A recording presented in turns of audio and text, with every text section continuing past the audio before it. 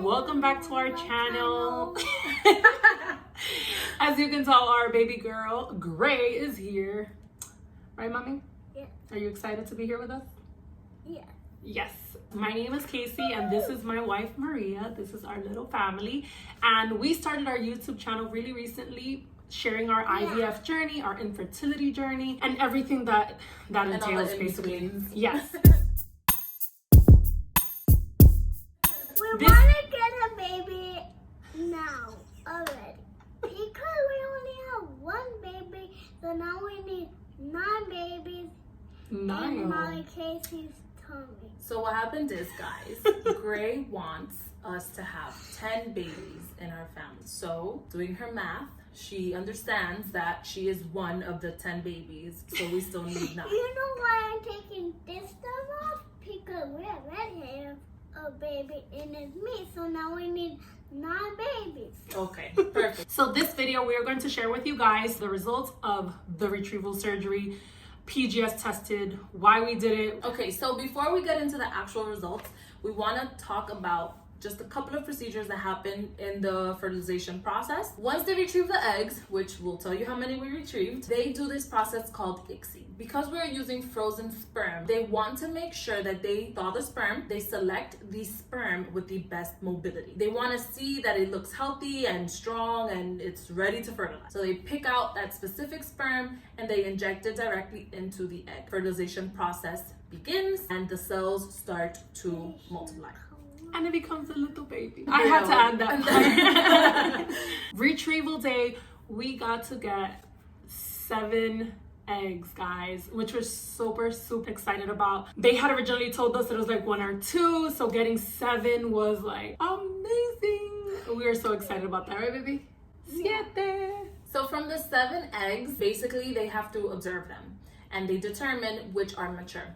So from our 7 eggs, 5 were mature. So they went on to the process of fertilization. Usually, most clinics update you on day 1, which is the day after retrieval, to let you know how many eggs were actually mature and to see how many actually fertilized. And then day 3, day 5, and day 6. That's usually the method. Our amazing clinic, shout out to them, literally updated us on day 1, and then on day 8, we were like, we have to wait all this time thinking we were gonna get all these updates throughout the time. So basically what they do is thought we were gonna get updates on letting us know how each embryo was developing, because we're trying to make, what they look for basically is for the embryo to make it to blastocyst stage, which means that they're looking for cell growth within 5 days. So once the embryos make it to a specific point of growth, we had to decide if we were going to test them or not. Out of the 5, one of the embryos was growing a little bit slow, died off on day 3 of its process, which was a little heartbreak, but we still have 4, right? They contacted us again on day 7 or 8, and they let us know that all 4,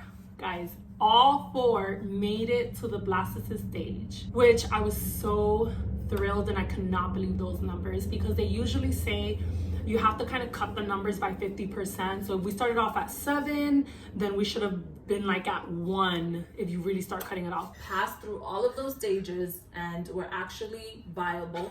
We had to decide if we were going to do genetic testing. The embryo is sitting in, releases DNA. So they basically take that liquid. They don't actually poke at the embryo. They use this fluid to test for abnormalities, chromosome issues, missing chromosomes, specific genetic disorders that could affect the pregnancy, cause miscarriage, stillbirth, pregnancy issues. So we moved on to the PGS testing. A lot of people don't do it because it is not cheap. You have to pay a fee per embryo for them to process, and it takes 10 to 14 days to get the results. So it does also extend the cycle and waiting game. So you have to, it's something that not everybody does. But we did it because at the end of the day, we really wanted to make sure we're gonna have a healthy pregnancy. Something that we wouldn't want to go through, the miscarriages that happen, which is, it's so normal. Like, so many people go through miscarriages. They're not sure why, what's going on. So this was a way of us, I guess, a bigger chance of a successful pregnancy. without the loss. We did go through a miscarriage once before. It is something that we don't really want to put our family through again. I mean, I'm not saying that it can't happen through the PGS tested embryo, but it's less likely. I also wanted to add to this PGS testing thing just because personally for me, I was still kind of contemplating of we should do it or not. I guess for spiritual reasons, and you know, I'm a believer in Jesus and I believe in God. I'm already going through this IVF process, which is totally not normal, and again, that's a whole other conversation, which please don't comment on below. It was just something that we had to do in order for us to have another baby. The 10-day wait was pretty intense. Every single day I was refreshing my email, waiting. Yes guys, they email, they don't call. That's another problem. It's my kind of clinic. Casey wasn't very into it. I'm like, please call me, I want to know how my babies are doing. And I'm just like, just text me, email me. People don't call me, please. Just text me. No, I'm more an emotional kind of one-on-one. I need more attention. Attention, yeah. That's so funny. Anyway, so we waited and we finally got the update on our 4 embryos that we do the PGS testing on, and we got the 2 out of the 4 were normal. And yes guys, we know the genders of our embryos. The other 2 embryos, we had one embryo that was completely abnormal and the other embryo was considered a mosaic embryo. If you've never heard of that, when they find some abnormalities, but it doesn't mean that the embryo is abnormal. With the mosaic embryo, what is unknown is there's cells that covering what would be the placenta, and there are cells that will be the actual baby. When they find a mosaic, they do not know if the abnormal cells are in both the baby and the placenta, or in just the placenta or just the baby. So that one is like a toss-up and you're just not sure. They would give up to 5 years old if they were to make it through the pregnancy, which is also unlikely because it could easily just end in miscarriage or stillbirth.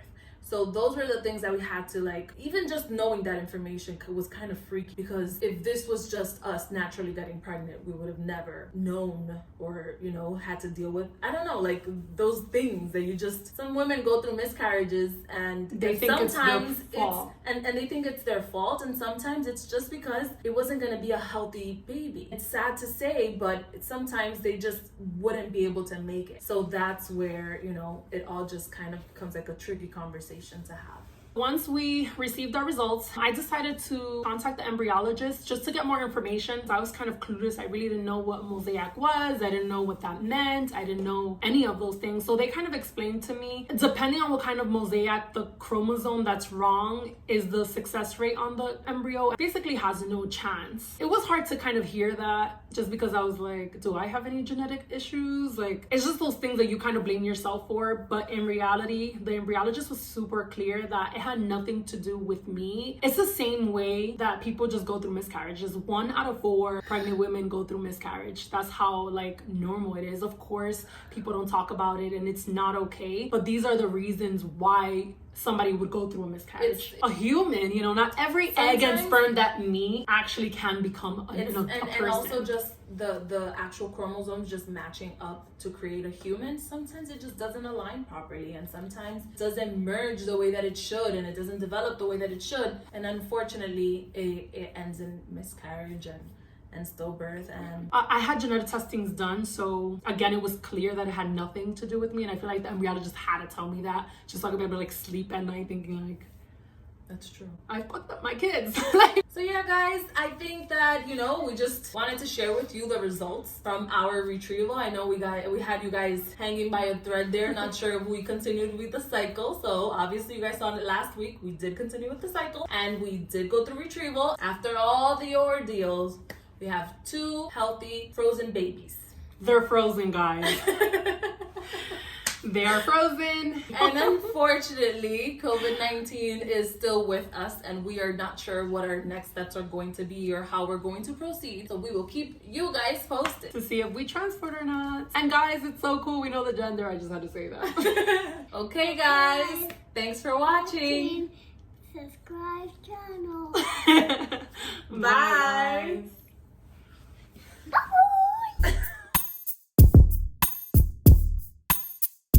So this is our channel. As you can see, there's our bed. Okay, great.